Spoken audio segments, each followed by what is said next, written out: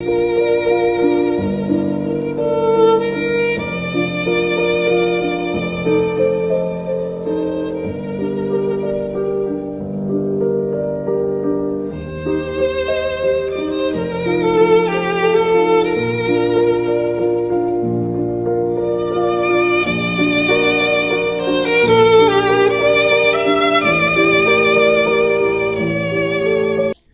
isso aí. Olha só, quando a gente pergunta para certas pessoas fora do espiritismo, eu acho que acontece mais dentro do catolicismo, provavelmente. Acontece que visão que eles têm dos espíritos, não do espiritismo, dos espíritos. A maioria das pessoas, a maioria deles responde assim, porque não conhece, obviamente, tem que ser respeitado. Eles respondem assim, mais ou menos, ah, não, vocês espíritas gostam muito de sofrer.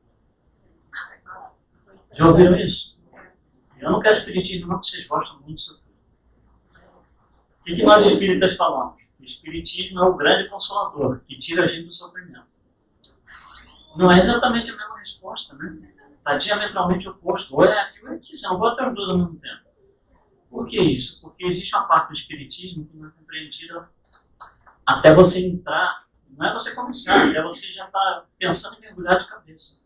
Você já tem que estar dentro mais ou menos um pouco para entender esse componente. Esse componente é a parte filosófica do espiritismo.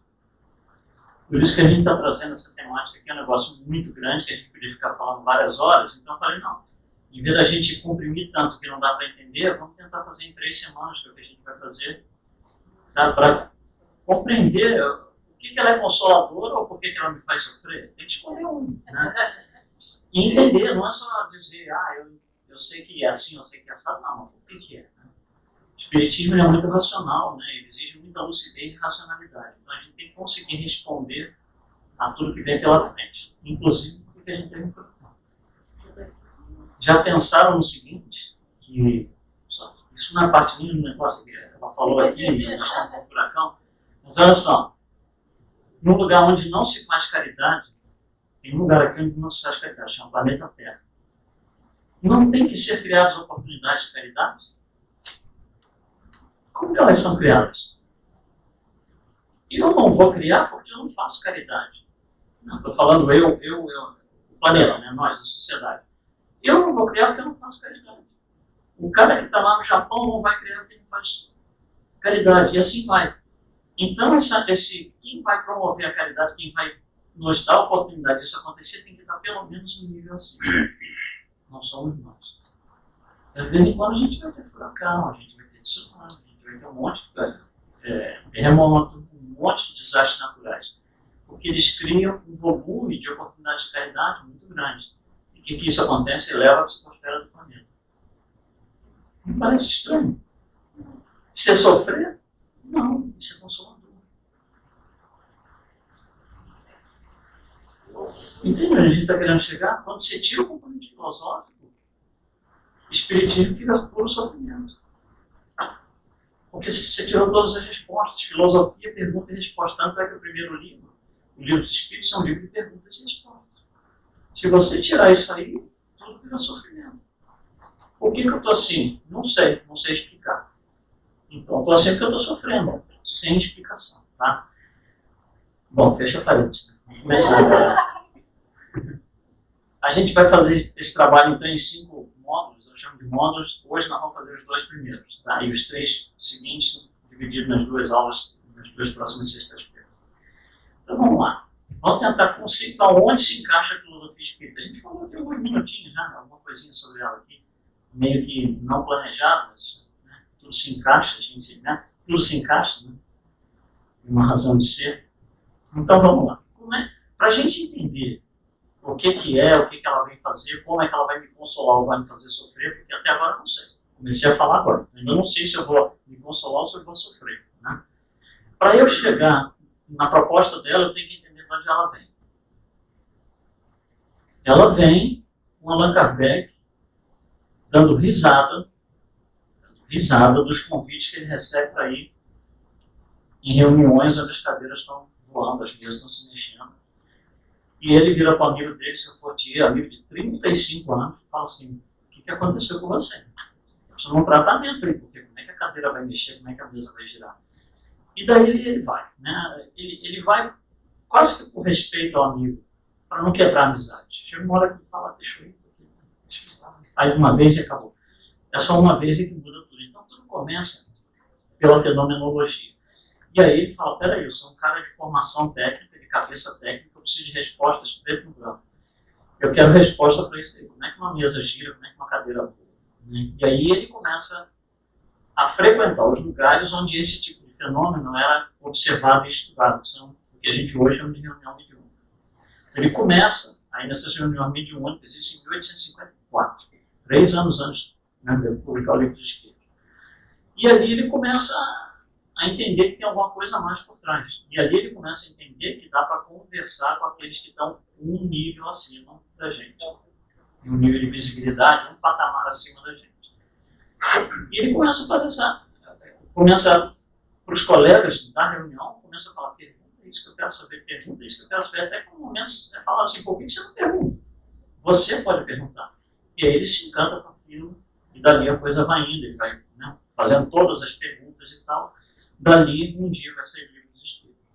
Então, essa fenomenologia se transforma em reuniões mediúnicas muito mais sérias. E o que ele consegue nessas reuniões mediúnicas? Essas respostas estão respondendo o quê? Qual é o resultado da loto no domingo? Quem vai ganhar o campeonato brasileiro? Não. São respostas sobre como eu devo viver minha vida, que filosofia de vida que eu devo adotar, porque existe uma coisa maior. E são respostas que vêm de um patamar acima, vem do mundo espiritual. É o conhecimento do mundo espiritual. Esse conhecimento é dito para ele, ele está atrelado a uma base moral. Essa base moral é aquilo que Jesus veio nos ensinar. Ele está só ouvindo por enquanto, ele está indo, né? Ele está entrando no negócio. Essa base moral é que vai, né, ser o guia da nossa, né, de todo mundo, da nossa caminhada. Bom, com isso aí, tendo essa base moral, a gente pode moralmente passar por um processo de autotransformação. Para viver uma vida melhor, cada um de nós nos transformando, cada um melhorando, coletivamente a gente melhora. Isso que a gente chama em espiritismo de evolução moral. Evolução moral coletiva, do planeta, etc.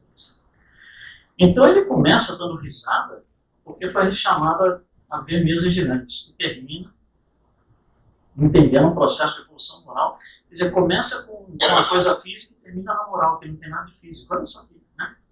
Que saída do materialismo para o espiritualismo. Olha como é que foi feito o trabalho. Bom, então ele forma tudo isso aí, todo esse montaral de coisa, e aí é dito para ele o seguinte, para você entender isso aqui corretamente, você tem que acreditar em algumas coisas, porque senão não vai fazer sentido. Você tem que acreditar em 5 coisas. Primeira coisa, existe um Deus que coordena tudo isso aqui que você está. Existe uma programação, existe algo superior a tudo e todos que faz tudo isso, né, que regula tudo isso. Segundo, você tem que acreditar na imortalidade da alma, porque se você tira a imortalidade da alma desse esquema, se você tirou, se você não acredita em imortalidade da alma, o que acontece? Você não pode ter reunião mediúnica. Quebrou toda a sequência, tirou aquele quadrinho ali e desmontou todo o esquema. Você tem que acreditar em comunicabilidade dos espíritos, senão não tem reunião mediúnica. Se você não acredita, você não vai ter evolução moral nunca, não vai ter transformação moral. Não vai entender como a moral de Jesus, os ensinamentos de Jesus são a base moral. Você tem que acreditar em reencarnação, porque essa melhoria aqui, essa transformação moral, ela não dá para fazer uma vida só, ela tem que ser um processo muito longo de muitas vidas. Se você não acredita nisso, a sua evolução moral são os anos que você vive encarnado aqui, de 0 até, não sei, digamos 90. Acabou ali, 7 palmos embaixo da terra e pronto. Então não tem evolução. Tem um fim. Falando não tem um fim. É uma continuidade, né, infinita. E você tem que acreditar em evolução espiritual, porque se você não acredita em evolução, você não precisa nem melhorar nessa vida. Você pode acabar ela do jeito que você está. Ou até pior. Pode fazer coisas piores que você fazia 10 anos atrás, 5 anos atrás. Então, se você não acredita nessas 5 coisas, isso aqui não faz sentido nenhum para você. Por isso que às vezes é complicado a doutrina espírita para algumas pessoas que estão chegando, porque está faltando um pedaço. A pessoa está meio desconfiada que a comunicabilidade dos espíritos não existe. Mas se você está desconfiado que não existe, peraí, você está quebrando os bloquinhos aqui. Então, a sua conclusão não vai ser a conclusão que deveria ter sido. Você vai ter um espiritismo paralelo, um espiritismo meio capenga, né? Tá, então, tem que ser acreditado nessas 5 coisas, porque senão não funciona. Tá? Então, a gente vai hoje estudar algumas poucas passagens que vêm da conclusão do Livro dos Espíritos, que talvez 10% das pessoas leiam, se dá. Porque depois da pergunta 1019, você vai para outro livro. A conclusão do Livro dos Espíritos significa que quando você olha aquela figura anterior, e já foi tudo explicado, que te quadradinhos todo, e agora a gente vai extrair algumas conclusões. E isso é interessante, porque você leu 1019 perguntas, um monte de coisa, agora tá. Vamos dar uma direção geral em tudo isso, senão fica muito perdido, cada um interpreta de uma forma, cada um gosta mais de um pedaço do que o outro. Então a conclusão do Livro dos Espíritos, que é grande, ela tem 9 itens, ela vai trazer uma direção em função de tudo que foi esclarecido antes. Então, olha aqui, essa primeira passagem que a gente está pegando aqui, que é o que a gente acabou de falar. Se você não acredita naquelas coisas, né, você vai ficar só na fenomenologia e vai dar risada dela. Aqueles que não acreditam em nada fora do mundo material, tá, devem saber que, da mesa que se move e causa sorrisos de desprezo, por que ele escreveu isso? Que isso é ele. Ele fez isso. Isso é um homem dizendo, ó, eu fiz isso aqui, eu dei sorrisos de desprezo. Olha só, aqueles que não acreditam em nada fora do mundo material devem saber que, da mesa que se move e causa sorrisos de desprezo, saiu toda uma ciência, ciência é conhecimento, né? Todo um conhecimento, um conjunto de conhecimento, e a solução de vários problemas que nenhuma filosofia até então tinha conseguido resolver. Por que nas outras filosofias, tinha um monte de filosofia já, por que as outras não conseguiam resolver? Porque elas não acreditam naquelas 5 coisas. Ele também não acreditava, até o dia que ele, na frente dele, viu a mesa girar. Ele mudou tudo. Então, é o que eu estou falando, quando você tira aquelas coisas ali, você tirou, não tem mais espiritismo, desmontou todos os bloquinhos ali, desmontou tudo. Mas olha aqui que interessante, né? Ele colocar dessa forma. Isso é a expressão pessoal dele, é ele falando do coração dele. E aí uma outra parte da conclusão do Livro dos Espíritos nos diz o seguinte, quando você vai entrar no espiritismo, você está ali namorando as ideias espíritas, puxa, achei isso interessante, fulano que se frequenta o centro comentou isso comigo, achei interessante. Ah, o cara lá falou isso, né? Então, puxa, até que faz sentido o que ele falou. Então você está ali namorando, você está no primeiro contato que ele chama de curiosidade. Dali, se você for em frente, para ir em frente tem que começar a acreditar nas coisas. Se você for em frente, você vai para a fase 2, que é associar o que você está ouvindo, aquilo que você está tendo interesse, aquilo que está te fazendo curioso, associar com alguma coisa racional e lúcida. Porque se não tiver racionalidade, é só teologia. Teologia, Deus mandou, Deus estalou o dedo, mandou cair chuva, cai, Deus estalou, mandou cair raio, cai raio. Né? Então, você começa a entrar na fase de questionamento. O que é filosofia? Pergunta e resposta. Filosofia é perguntar o tempo inteiro. Então a gente começa a questionar as coisas. Como que a gente questiona assim? Olha, outro dia eu estava aqui no centro, eu vi que o palestrante falou tal coisa assim, eu queria fazer uma pergunta. Isso 3, 4 sessões depois, porque a coisa incomoda. Começa a ficar na cara. Olha, o cara falou isso aqui assim, mas eu fiquei assim, meu Deus, eu podia explicar um pouquinho mais. É assim, é você sair da curiosidade e começar a entrar na racionalidade. E tem uma transição aí. Isso não acontece no estado determinado. E aí você vai passar por esse processo até que, quando você entendeu a coisa, aceitou as ideias, internalizou, e aí você vai com mergulho de cabeça. Aí é a fase 3. É você falar, isso é para mim. Isso é para mim. E muita gente acha que é mergulho e sai. Volta e tem que se respeitar. Volta lá para o seu lugar, ou para dar um CD, não sei, às vezes muita gente vem do ateísmo, vem de outros sistemas de crença, volta lá, né? Só que a pessoa, quando volta, nunca volta igual. Então é difícil ela se manter no mesmo sistema de crença. Quem sai acaba normalmente indo para um terceiro sistema de crença. Não volta para o original. Não fica aqui porque é difícil. Ninguém falou que é fácil. Não vai dar certo para mim. Não é a minha hora. Não estou pronto ainda para isso. Então eu vou para outro lugar. Mas eu não consigo voltar para onde eu estava. Muito difícil. Por quê? Porque você passou por um processo de depuração de raciocínio e filosofia aqui dentro. Onde você vai começar a perguntar. Quando você lê o livro dos Espíritos, se alguém tiver a curiosidade de um dia dar uma pincelada assim, no livro dos Espíritos, você pega assim um capítulo que você escolhe lá de 30 perguntas e leiam só as perguntas, pulem as respostas. Pergunta tal. Próxima pergunta. Existe uma racionalidade, uma interação de ideias, uma sinergia de ideias entre uma pergunta e a próxima, que é uma coisa incrível. E a gente às vezes não percebe porque você está preso na resposta. Né? Então demora, você leu a pergunta, você leu a resposta, dá uma pensadinha na resposta. Então havia uma demora ali. Claro que tem que haver, a gente tem que pensar. Quando você vai para a pergunta número 2, você não faz o mesmo grau de associação com a pergunta número 1, a anterior, e se você pulasse só com as perguntas. É uma coisa impressionante. O nível de racionalidade, o nível de filosofia que tem. Isso a gente não faz. Faça. Pega um capítulo dos Espíritos. Escolha um que você gosta. Ou até talvez um que você não gosta, não sei. Mas lê só as perguntas, a sequência de perguntas. Bom, então, a gente, quando decide em frente, mergulha de cabeça. Né? E aí a gente está, somos nós com nós mesmos. Aí sou eu com o espelho. Eu vou ter que entender quem que está no espelho e quem está aqui. Que é diferente. Né? Agora que você passou por esse processo de racionalidade, tudo isso, como é que eu vou olhar no espelho e me ver do mesmo jeito? Não é mais a mesma coisa. Tá? Outra coisa que tem na conclusão do livro dos Espíritos. Allan Kardec faz uma pergunta e ele mesmo responde. Ele pergunta não. Ele reproduz a pergunta daqueles que estão procurando entender o Espiritismo.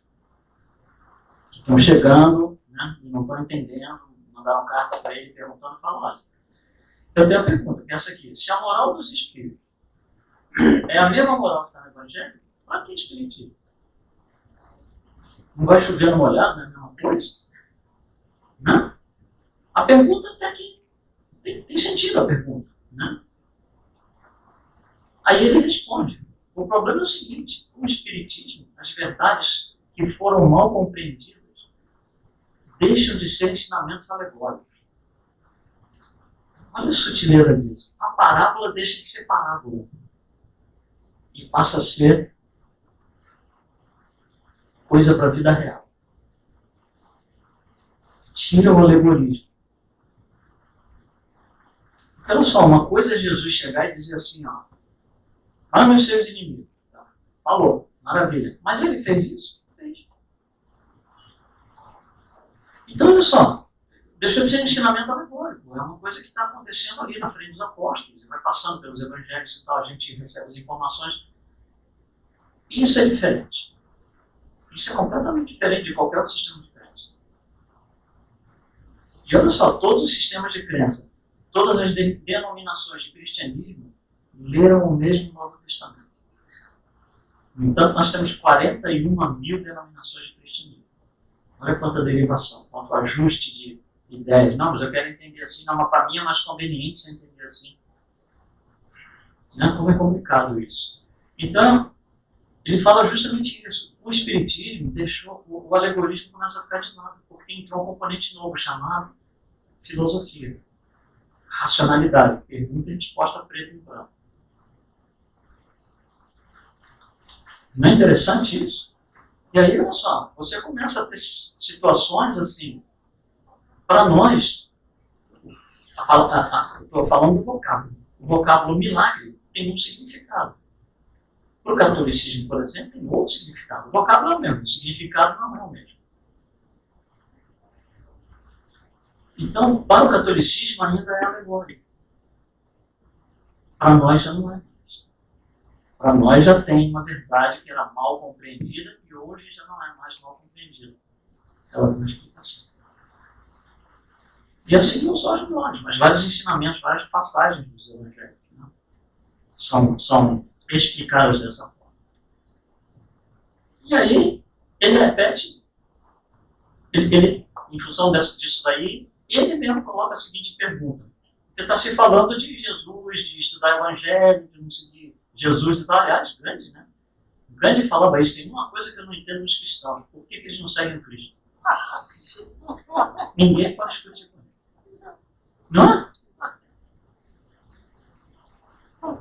E olha só, aí Allan Kardec pergunta isso aqui, ele mesmo vai responder, está lá no texto do livro. Isso é textual, isso aqui não é ideia, é tirado do livro. Por que a moral de Jesus é tão pouco praticada? Se ele, Jesus, veio para praticar, ele não veio só para falar, ele veio fazer discurso nem palestra. Ele veio para praticar. Então, por que a moral dele é tão pouco praticada, ou não é de forma nenhuma, certas vezes? Né? Parece que a gente tem assim, uma espécie de medo de fazer o que ele fez, de praticar o que ele ensinou, a gente vai, né, meio se afastando às vezes. Por quê? Aí ele responde. Porque essa prática não foi assimilada. E o Espiritismo vem para ensinar com a precisão que é devida. Quando eu aprender com a precisão que é devida, eu consigo utilizar. Por exemplo, se você não entendeu álgebra, as primeiras aulas, você pode deixar de lado porque você não tem muito interesse. Você fala, acabou usar na vida. Mas às vezes você precisa usar lá na frente e fica difícil. Por quê? Porque foi algo que não foi compreendido na base quando foi ensinado lá na escola. Aí a gente tem que voltar aqui. Isso acontece muito, não em álgebra, mas em história. O professor chato de história lá, não, deixa ele, passei, não, calma, precisa saber de história. Aí quando você fica adulto, né, tá com a vida profissional, começa a entender, fazer parte de uma sociedade, né, que tem todas as suas questões e tal, eleições que você tem que olhar para o passado e para o futuro. Aí você fala, peraí, o que aconteceu aqui que a nossa sociedade está assim? Aí você tem que ver a história. Aí você fala, puxa, mas ensinar eu não aprendi. Aí você tem que... Por quê? Não é que não foi ensinado, não foi aprendido com a precisão devida. O Espiritismo vem trazer esse ensinamento de Jesus com a precisão devida. Algo que sem o que eu não consegui entender. Isso tudo dá uma conclusão. Isso tudo é depois daquilo tudo que a gente explicou e tal. Fazendo um sumário daquela imagem que a gente colocou no início. E aí ele tenta definir o que é Espiritismo. Porque olha só como está complicado definir tudo isso aqui, até agora. Então ele vai definir o que é o Espiritismo num livro que ele escreveu depois do Livro dos Espíritos, que é esse livro aqui, o que é o Espiritismo. E a história desse livro é, quando o Livro dos Espíritos saiu, ele começou a receber um monte de cartas. Né? Gente elogiando, gente totalmente, frontalmente contra, né? Gente falando coisas horríveis a respeito dele, a respeito dos médios e tal. Gente com dúvidas. Como é que é isso? Olha, eu li aqui, mas não entendi. Todo tipo de coisa. E ele respondia essas cartas uma por uma, de próprio punho, porque não tem copy and paste, não tem computador, não tem nada disso. Era na unha. E ele respondia, mas chegou uma hora que não dá, assim, o volume de carta não consegue mais. Aí o que ele fez? Ele pegou essas cartas, agrupou e falou assim, olha, essas cartas aqui em geral estão querendo saber mais ou menos isso. Essas aqui estão querendo saber mais ou menos isso. Essas aqui mais ou menos isso. Aí ele escreve um livro que atenderia a esse grupo de perguntas. Esse livro é o que é o Espiritismo. Bom, com esse livro, então, ele vai, logo na introdução, tentar definir o que é o Espiritismo, que é algo difícil. Já pensou você sair aqui na rua, alguém, um colega seu de trabalho que não é espírita, não sabe muito perguntar assim, o que é Espiritismo? Aí você não sabe. Porque olha só, se você, para nós que já temos uma certa vivência, a gente costuma dizer, não vou dizer se é certo ou errado, a gente costuma dizer que é uma filosofia, uma religião e uma ciência. Se você começar a sua resposta assim, é uma ciência, não sei o que lá, o cara só está pensando em matemática, ele não ouviu mais nada que você falou. Se você começar, é uma religião e tal, ele vai perguntar onde é a sua igreja. Tem que ser respeitado por isso. Porque é o que a pessoa está pensando. E se você começar uma filosofia e tal, tipo o quê? Tipo Kant, tipo Né? René Descartes, como? Então, olha só a confusão para você definir o Espiritismo, dizendo que é um desses três, começar a frase dizendo é uma religião, é uma ciência, é uma filosofia. Parece que quando você escolheu começar como é uma filosofia, você esqueceu os outros dois, tirou fora do negócio. É uma ciência, você tirou os outros dois. É uma religião, você tirou os outros dois. Não pode fazer isso. Porque, vimos no desenho lá, está tudo integrado. Quando você tira pedaços, desmonta tudo.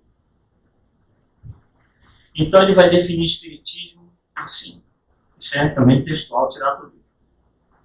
O Espiritismo é ao mesmo tempo, olha só, ao mesmo tempo, então ele já está prevenindo você, olha, eu vou falar que é alguma coisa antes, mas peraí, depois eu já vou falar que é outra coisa, são juntos. Olha a importância do ao mesmo tempo aqui, porque senão você se tira ao mesmo tempo. Aí fica assim, o Espiritismo é uma ciência de observação, isso é matemática, é física. Não é isso que ele está falando. Por isso que ele colocou ao mesmo tempo. É ao mesmo tempo, uma ciência de observação. O que é uma ciência de observação? Não é uma ciência clássica, matemática, física, química. Por exemplo, meteorologia. É uma ciência. Mas é um negócio assim complicado, não é preciso, não é preto no branco. Você vê, o furacão pode vir para cá, mas se ele mudar 10 milhas para cá, o desastre é em outra área. Então, vai chover amanhã às 3 horas, mas aí chove às 5, quando você achou que a chuva já tinha passado. É uma ciência de observação. E não tem nada errado com isso. Então, o Espiritismo é uma ciência de observação. Qual o objetivo de uma ciência de observação? Aprender. Angariar conhecimento. Isso é o que o meteorologista faz. Já sabemos muito, claro. Mas ele tem coisa ali, tornado. Tem cara que vai lá, caçador de tornado, para tentar entender tornado até hoje. Então, em 2022, nós não sabemos direito algumas coisas. Né? Assim, o Espiritismo também. Então, é ao mesmo tempo, uma ciência de observação é uma doutrina filosófica. Como ciência, ele consiste nas relações que se estabelecem entre nós e os espíritos. São aquelas duas caixinhas que a gente viu aqui atrás. Comunicação dos espíritos. Como filosofia, compreende todas as consequências morais dessa relação. Então, são duas coisas, por enquanto, que ele está falando. Né? Existe uma ciência, a gente vai observando isso, e a gente vai observando que existem consequências morais nesse relacionamento, como qualquer relacionamento. Bom, a gente vai pegar isso aqui e vai mudar algumas palavras para ficar um texto um pouquinho melhor, um pouquinho mais completo. Não que o dele esteja ruim, não é esse o objetivo. É porque, como é uma coisa que o Espiritismo está sempre avançando, né, a gente vai colocar alguns elementos de avanço na definição. A gente vai definir assim. O Espiritismo é um corpo de conhecimento, então não falei que é ciência, não é religião, nem nada. Falei que é um corpo de conhecimento. Pode envolver biologia? Pode. Pode envolver neurociência? Pode. Pode envolver aviação? Pode. Pode envolver furacão? Pode. Um corpo de conhecimento. Tudo que está aí é para ser aprendido. Tá? É um corpo de conhecimento progressivo. Por que progressivo? Porque como dá. Hoje eu conheço até aqui da física, amanhã eu posso conhecer muito mais. Muda. É progressivo. Cada vez aumenta mais esse conhecimento. Cada vez melhora. A qualidade desse conhecimento melhora. A quantidade do conhecimento melhora. Então, é um corpo de conhecimento progressivo que estuda, aí vamos pegar aqui de cima, né? A natureza, a origem e destino dos espíritos, bem como suas relações que se estabelecem entre nós encarnados e eles, incluindo todas as consequências morais dessa relação. Então, até essa definição aqui é um negócio complexo, complicado. Mas para o nosso entendimento, para a gente centrar em alguma coisa, é um corpo de conhecimento. Por quê? Porque se a biologia amanhã descobrir que o sangue não funciona assim, funciona assado, a gente vai entender a doença de uma forma diferente e isso nos afeta. Nos afeta na interpretação das reações do perispírito no corpo humano. Então, todo novo conhecimento trazido acrescenta mais para nós espíritos. Nós utilizamos o conhecimento científico para entender a relação dos espíritos com o mundo material. E a gente está falando isso daqui. Então a gente está tentando definir espiritismo. É isso, é um corpo de conhecimento. Vai trazer um monte de coisa. Lembra que a gente falou na figurinha lá em cima? Conhecimento espiritual com a moral de Jesus? Então eu vou ter que aprender o conhecimento espiritual, vou ter que aprender a moral de Jesus, tudo que está aí fora. Quando eu aprender isso, eu vou ter o que a gente chama de visão espírita. Ah, tá, é isso aqui. É muito. Agora, para entender, agora vamos olhar para o mundo, vamos olhar para a vida. Então, qual que é a visão espírita? Por isso que a gente está trazendo esse subcapítulo aqui. Ainda da conclusão do livro dos Espíritos. O que nos diferencia dos outros sistemas de crença?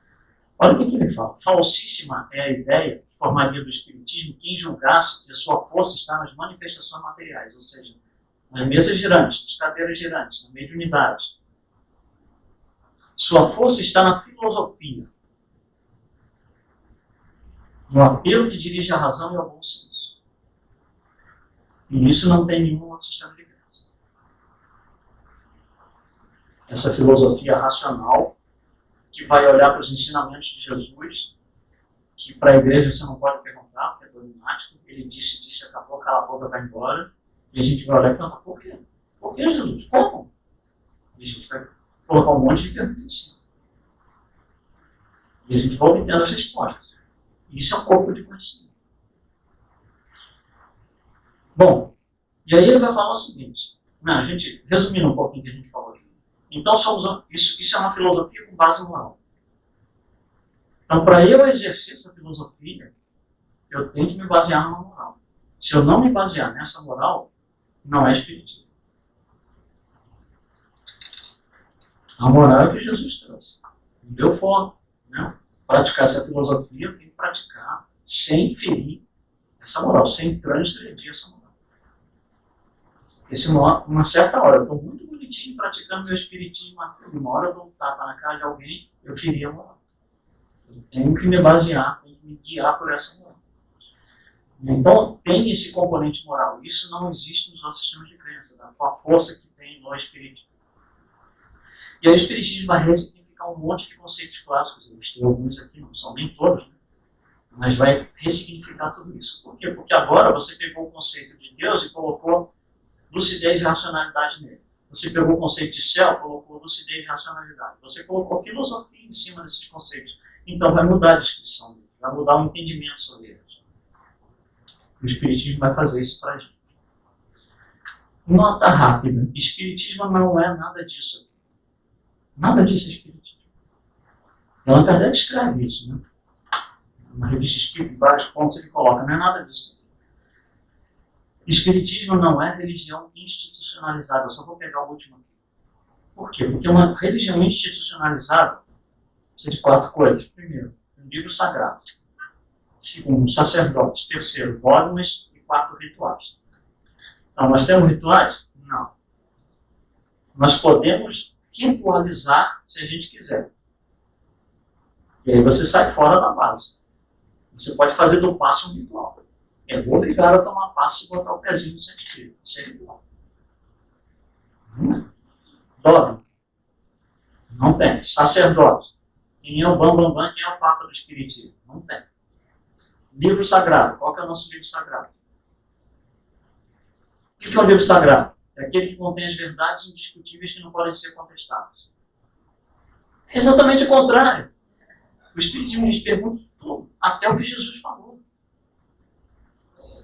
Então nós não somos religião institucionalizada, por assim dizer. Então o Espiritismo não é nada disso. Bom, então o que é o Espiritismo? A gente tem que começar na base. A gente vai colocar 2 imagens aqui, vamos formar essas imagens através da animação aqui.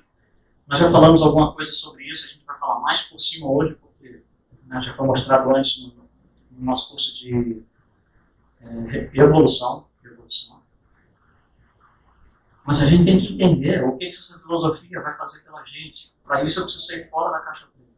A gente vai começar lá em cima. De Deus saem 2 coisas. Deus eu estou sabendo. Inteligência primária, causa primeira de todas as coisas. Inteligência suprema, causa primeira de todas as coisas. Saem 2 coisas. Princípio espiritual e fluido corpo universal. O que é isso? Princípio espiritual são os germes de tudo que um dia vai ser inteligência. Princípio fluido cósmico universal. Contém os germes, que é chamado de princípio material, de tudo que um dia vai ser matéria. Não existe ponto de contato entre os dois. Coisas independentes. Não tem nenhum ponto que é comum aos dois. Um ponto que é princípio espiritual e ao mesmo tempo material. Não existe isso. São independentes completamente. Esse princípio espiritual vai se desenvolvendo e tal, né? É um processo aí, a gente vai passar pelo processo hoje, até que ele recebe um nome mais avançado, que a gente chama de princípio inteligente. E esse nome, ele é recebido quando o princípio espiritual consegue criar coisas que têm vida. Antes disso, com o nome de princípio espiritual, ele só consegue criar coisas que são inanimadas, minerais, né? Coisas assim. Quando ele consegue criar coisas que têm vida, vegetais, animais e tal, a gente chama de princípio inteligente. Que também vai avançando, vai se desenvolvendo, né? E a gente chega a um ponto de desenvolvimento que a gente chama de espírito. Sem entrar em muitos detalhes, porque hoje não é o objetivo disso. O objetivo é a gente ter essa figura na nossa mente. E a gente chama isso de espírito. Então, cada espírito é individual, cada um de nós é uma individualidade. Então a gente começa a olhar algumas conclusões interessantes aqui. Primeiro, a gente às vezes fala de, nós espíritas falamos, enchemos a boca e o peito e falamos assim: eu sou um espírito imortal. Alguma coisa para ser mortal precisa de princípio material, é ou não é? Sim ou não? Alguma coisa para morrer tem que ter modificação na estrutura molecular, na estrutura atômica, tem que ter uma modificação da parte material. Isso aqui é morrer. Isso não vai acontecer lá de cá, porque não tem matéria. Então, obviamente, o espírito não pode ser mortal. Então, espírito imortal é quase que um pleonasmo. Ele tem que ser imortal, porque ele está do lado de cá. Né? Então, nós vamos pegar isso aqui, ó, e vamos colocar num cantinho aqui. E eu vou dividir. Então, estou dividindo em dois. Né? Do lado de cá, que eu vou chamar tudo que pertence ao mundo espiritual, e do lado de lá, que pertence ao mundo material. E aí nós vamos fazer, nós todos juntos, vamos fazer a reflexão aqui sobre algumas coisas que existem na natureza. E para cada coisa, eu vou listar algumas palavras do lado direito da tela. Para cada palavra que eu listar do lado direito da tela, a gente vai tentar classificar se essa coisa pertence ao mundo espiritual ou ao mundo material. Então vamos lá. Essa é muito fácil. Água pertence ao quê? Material. Acho que ninguém tem dúvida disso. Caridade. Espiritual. Pensamento. Material. Paroímpa. Material.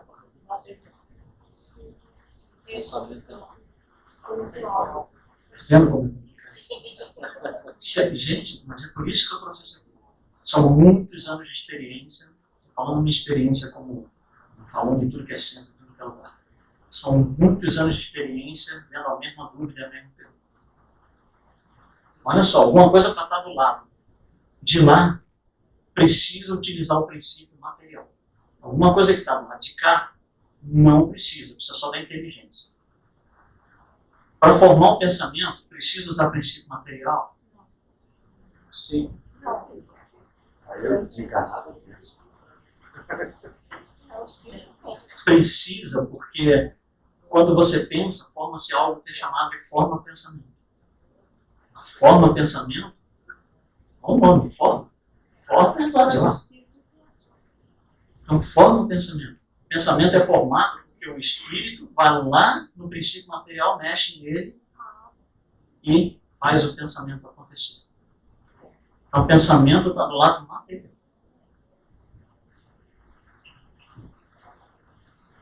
Vamos lá, perispírito. Material. Pela mesma razão. Raiva.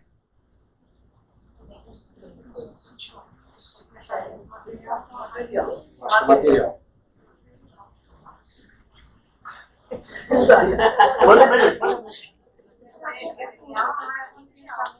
Vamos então assim, ó, raiva. Então eu tenho raiva do fulano. Certo? Se o fulano não estiver aqui, eu posso ter raiva de outra pessoa igualzinho? Então o problema não está no corpo da pessoa. O problema está dentro do princípio inteligente. Você não precisa de moléculas, de átomos, de nada disso para a raiva acontecer. Você não precisa de princípio material. Mas Raiva não é pensamento também? São sentimentos. Não Sentimento. Sentimentos estão do lado de cá. Você pode ter um sentimento de raiva e pensar, não, peraí, eu vou fazer bem com essa pessoa. Como é que você explica a questão da caridade no lado espiritual? É inerente ao espírito. Você não precisa de plano material. Vem com você, vem com o espírito. Olha só, se você, tudo que a gente acha que precisa do princípio material que está do lado de cá, se você tirar aquela matéria, o negócio desaparece. Mas o espírito pensa, por que o pensamento está muito lá? O espírito pensa não, o espírito tem um sentimento. Aí ele vai lá no fluido cósmico universal e daquilo ele gera o pensamento que corresponde ao sentimento que ele está tendo. No mesmo caso da raiva. Não está na raiva. O amor, a raiva.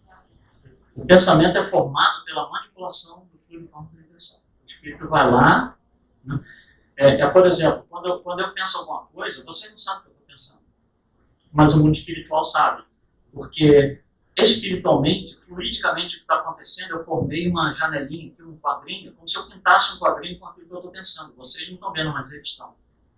Então, na verdade, seria, no mundo espiritual, seria a questão de energia. Não, energia é matéria. Einstein, energia é igual a matéria. Olha como é complicado. O mundo espiritual planeja e o material executa. Mais ou menos. Quem executa é o espírito, né? Não, eu digo, mas executa através do mundo material. Precisa interagir com o material. Isso. Mesmo quando está na erraticidade. A gente Sim, vai- ninguém está falando de encarnado ou não aqui. Está falando de tem matéria ou não tem matéria. Então, raiva não precisa de matéria. É inerente ao espírito. Se você desencarnar, continua com raiva. Se você mudar daqui para o Japão, você continua com raiva. A matéria, o lugar onde você está, não importa. Se trocar a cor da cadeira, se você tiver com raiva do João e trocar a cor da cadeira de abóbora para verde, você continua com raiva do João. A matéria não interfere. Porque está dentro da pessoa. Gravidade. Vou botar uns fáceis também. Princípio vital. Material, tem a ver com vida física, biologia. Biologia é matéria. Matéria viva, mas é matéria. Vingança. Sentimento. É o mesmo da raiva, né? É o mesmo da raiva. É um sentimento de vingança. Sentimento de raiva, sentimento de vingança. Atmosfera. Isso é fácil. Material. Fraternidade.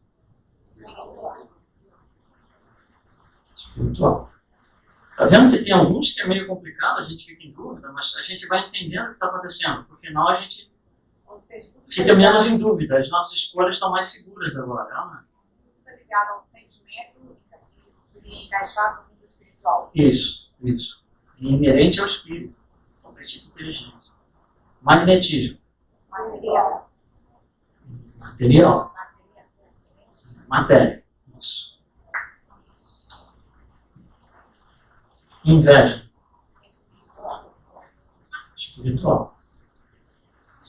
Porque olha só, inveja. Você está com inveja que o vizinho comprou o carro do ano. Mas se ele te der o carro do ano, você vai ter inveja de outra coisa dentro da pessoa. Não é o carro que causa inveja. Já está dentro, é inerente. Mais ainda, se o vizinho comprou o carro do ano, você ficou com inveja. Mas, 3 semanas antes, quando o vizinho anunciou que tinha a probabilidade de comprar o carro, você também teve inveja. E a matéria não estava lá na garagem dele. Né? É uma coisa que está dentro, vem de dentro. Talvez o que tenha gerado a dúvida na hora que você começou a explicar esse painel é que quando a gente pensa em caridade, a gente vê como algo ainda palpável. Pois é, e não é. Entendeu? Aí quando entra nos outros assuntos, raiva, vingança, é sentimento.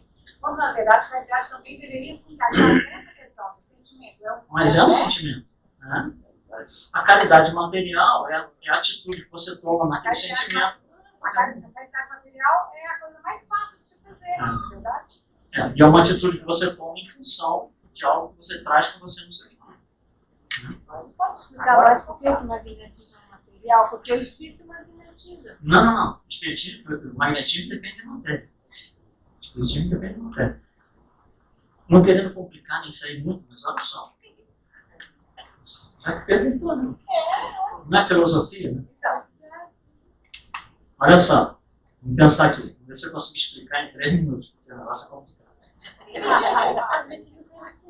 Magnetismo. Então tem um espírito desencarnado e um médium, por exemplo. Então existe um magnetismo entre os dois, certo?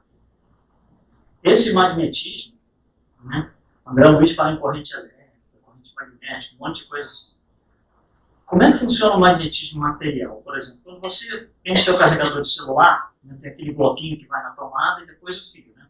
Aquele bloquinho que vai na tomada, se você abrir aquilo e fizer um negócio muito grande, aquilo é assim, é um fio que vem lá da central lá, né, elétrica, um fio, são dois fios assim, chega aqui e enrola no ímã.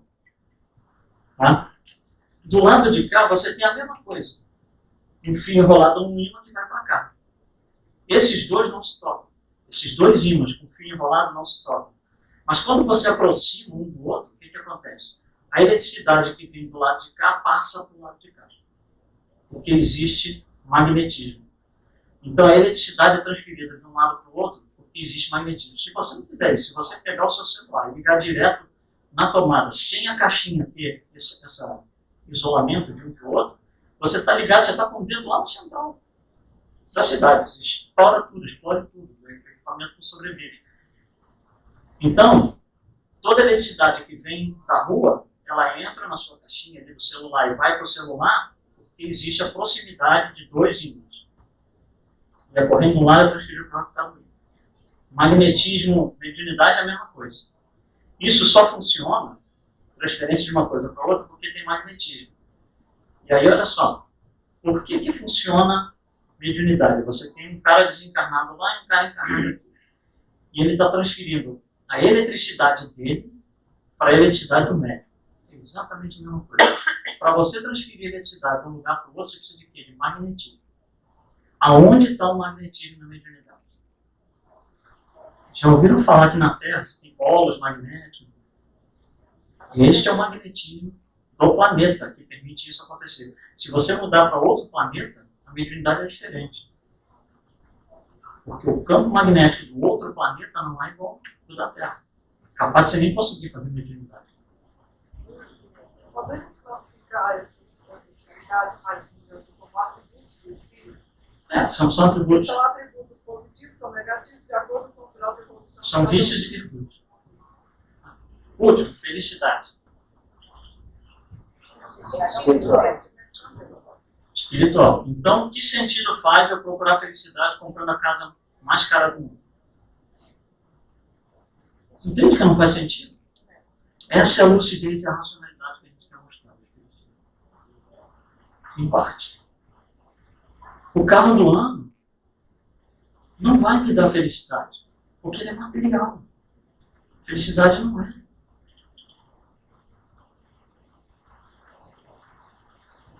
Deu para entender? Que a gente está procurando alguma coisa no lugar onde você não perdeu. É a mesma coisa que eu deixar cair a minha chave aqui, quando chegar em casa e falar, eu vou no vizinho procurar lá, ver se está lá. Não faz sentido. Ela tem que estar aqui, porque eu perdi aqui. Não tem sentido eu procurar uma coisa em outro lugar. Tá muito complicado isso aqui? Não. Estava, agora não está mais. Não, é para justamente aguçar a nossa necessidade de começar a ver as coisas de forma diferente. A gente tem que começar a ver de forma diferente. Daí que a gente começou a ver. A explicação foi fantástica. Obrigado. Mas você entende como é que. Você olha isso daqui, pelo menos eu olho assim e falo assim, pô, não tem sentido procurar felicidade em algo que é material, comprar isso, comprar aquilo. Não. Não tem sentido ter inveja do cara que comprou isso, comprou aquilo.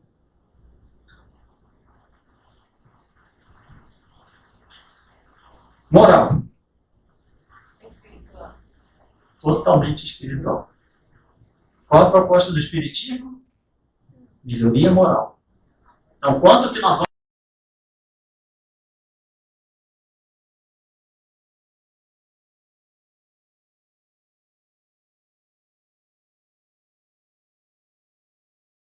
fazer experiência. No laboratório de química fazer experiência. Na biologia, tirar sangue de alguém para fazer experiência. Não. A gente aproveita o resultado que a ciência nos dá. Eu estou do lado de cá. Eu estou estudando o princípio inteligente, a evolução do princípio inteligente. Eu estou estudando a moral. Tá?